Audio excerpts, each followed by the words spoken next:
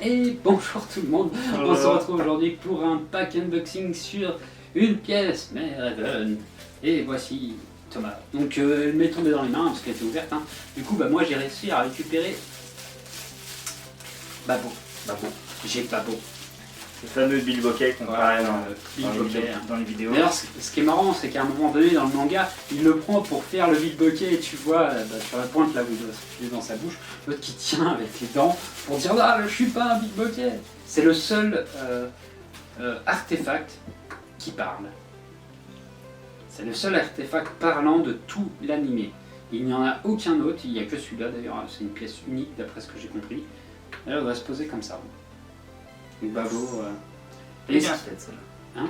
Elle est bien faite. Ah bah oui. Alors, mieux que les autres, je vais détailler un peu Babo. Babo a des pouvoirs un peu spéciaux. Comment dire? Les pouvoirs sont matérialisés par rapport à l'imagination du personnage. Je vous laisse imaginer ce que ça peut donner. Non. Ouais, mais à trouver. Plutôt comme ça. Ouais. Parce que Babo va sur le sol. Bah ouais, mais s'il va sur le sol, ça devient bizarre. Bah non, ça ferait plus comme ça. Tu fais comme ça vers le pic. Bah non, mais si tu le mets comme ça, regarde. Pose-le celui-là. Il devrait faire comme ça. Donc il devrait te tenir comme ça. Hop là. Ah d'accord.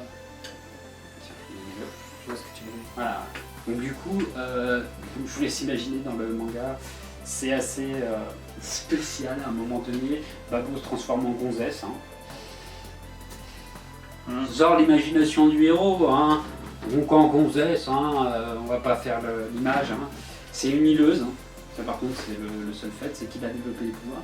Un pistolet qui lance des bulles, Babo qui est chaque transformation, il a des pouvoirs et c'est ça, en gélatine. Des talents complètement différents, et ce qui lui permet vraiment d'être assez polyvalent suivant l'ennemi qu'il affronte. Après il le transforme aussi en grosse gargouille. C'est à voir dans le manga, mais j'ai trouvé ce personnage, enfin cet ustensile parlant, qui est bien casse-couille en soi. C'est un couteau suisse, on va dire. Un gros couteau suisse, voilà. Il sait tout faire.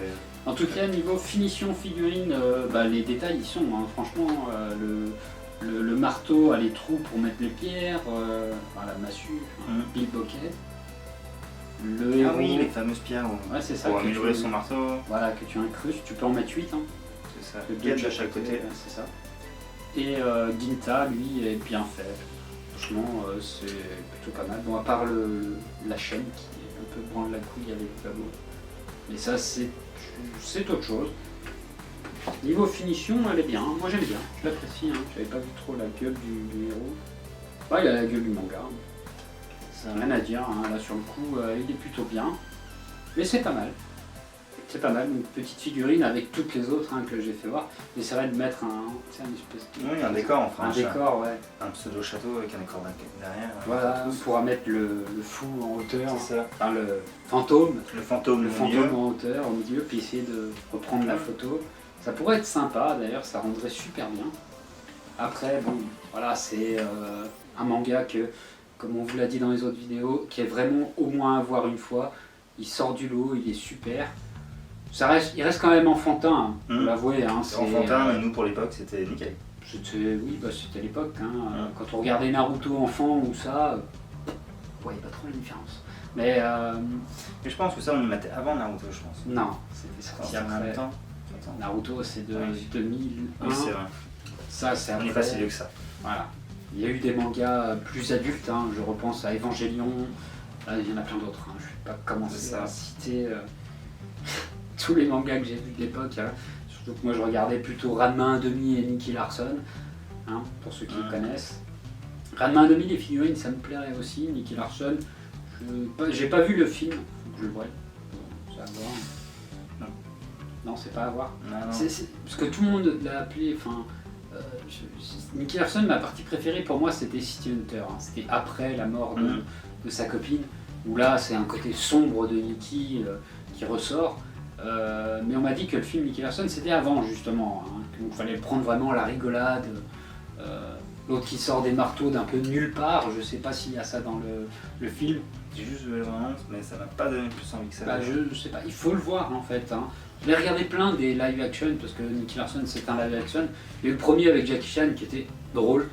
sans plus. C'est drôle parce qu'il y a Jackie Chan. C'est un peu what the fuck parce qu'il ne ressemble pas du tout à l'animé hein, en soi.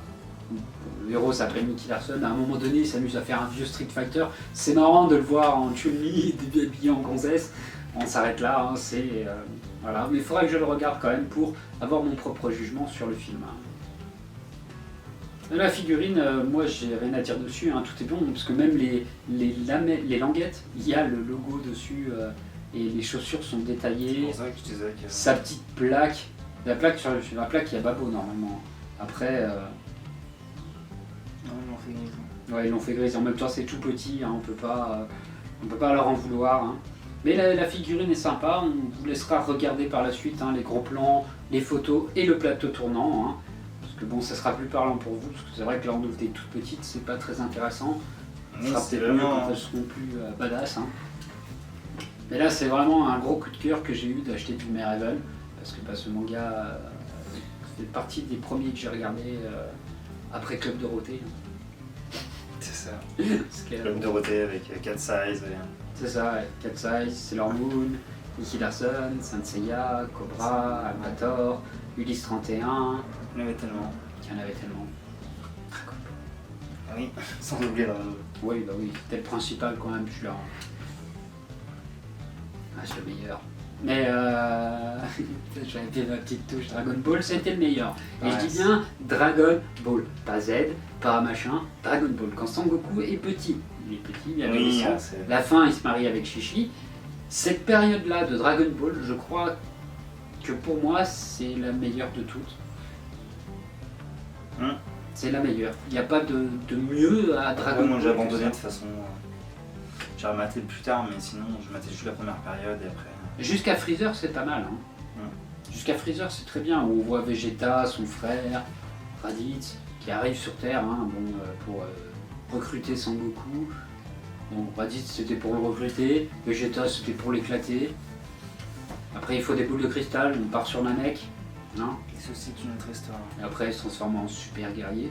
Ça aurait été bien que ça s'arrête là, en fait. Mais la suite a voulu que ça parte plus loin avec Cell, Boo, et maintenant Super. On fera un débat si tu veux plus tard. Super. Et je peux pas. J'aime bien Non, il y a des arcs qui sont sympas. L'arc Zamatsu est génial hein, sur Super. Par contre, Go Power Rangers! Non mais c'est ça, hein, sérieux, on arrive à un moment donné où l'évolution du Super Saiyan, c'est quoi? C'est quoi? Putain, ils avaient fait GT avec des formes de singes.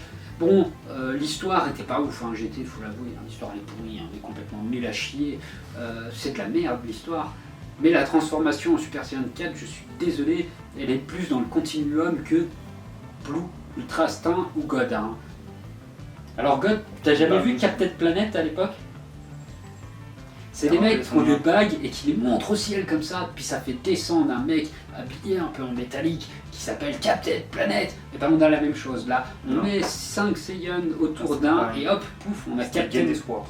Ouais, c'est la même chose. Hein. Non, tu m'as Gun Espoir, je préfère. Ouais, c'est un très bon manga aussi. Ouais. Ok, non. Là on a Sangoku version Captain Planet dans le Battle of the God. Où il faut 4 Saiyans pour en appeler un qui s'appelle le Saiyan God, qui est rouge. Bleu, jaune, gris. Bleu, jaune, gris, hein. Je me rappellerai toujours du dessin d'Akira Toriyama qui nous fait un Sangoku Super Saiyan 5. Blanc, avec la peau en singe et tout, mais qui est juste magnifique, qu'on n'a jamais vu, à part dans Dragon Ball AF, pour ceux qui regardent sur... Mais ça, ceci, c'est autre chose. Retournons-en à Raven, parce que sinon je m'arrête plus. Raven, donc un manga vraiment qu'il faut que vous regardiez. Les figurines sont sympas, vous les verrez en gros plan. Et puis je pense pas qu'il y ait grand chose à dire sur ce manga. Si vous avez l'occasion de voir les mangas en papier, n'hésitez pas, faites-le, il vaut le détour. Et sur ce, nous, on vous laisse et on vous dit à plus tout le monde. Allez, sur ce, bye! Bye!